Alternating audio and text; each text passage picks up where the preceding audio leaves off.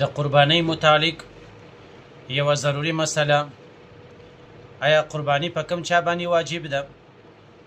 د قرباني دپاره څلور شرایط دي. په هر چا کې چې دغه څلور سره شرایط موجود وي، پر هغه سړي باندې قرباني کول واجب دي.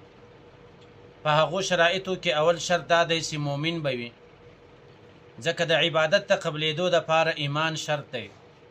نو کافر که هر څومره مالدار وي، پر هغه باندې قرباني نسته، ځکه کافر ایمان نه لري.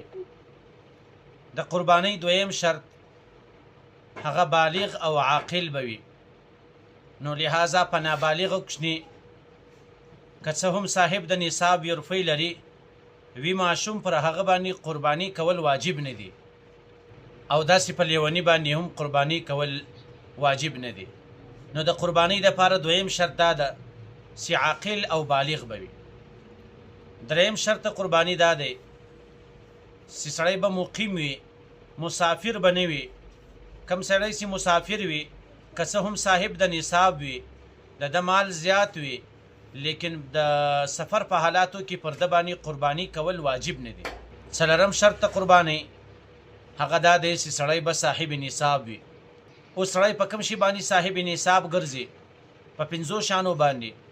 اول سره زر دی، او دویم سپین زر، دریم د تجارت سامان، او څلورم نغدي روپۍ، پنځم تر ضرورت زیات شیان. د سونې نصاب دا دی که چیرې سونه 9 تولې، له هر چا سره 9 تولې سونه پرته وي، پر هغه باندې قرباني کول واجب دی. چې صرف سونه ولري، نورې روپۍ نه لري، بیا که چیرې دا سونه و 9 تولې ته رسېدله، قرباني کول واجب دی، او که تر دې کمه وه بیا نه دی واجب. دا په هغه صورت کې چې نور یو مال نه لري. دویم سپین زر. سپین زر چې دومره قدر لري چې 2.50 تولې کېږي، یا د 2.50 تولو قیمت ورسره وي، نغدي روپۍ ورسره وي، یا د تجارت سامان دومره وي، یا تر ضرورت زیات چې کوم سامان دی، دغه که چیرې و دومره اروپو ته رسېدل چې په هغو باندې 2.50 تولې سپین زر کېدل، په هغه صورت کې پر هغه کس باندې قرباني کول واجب دي.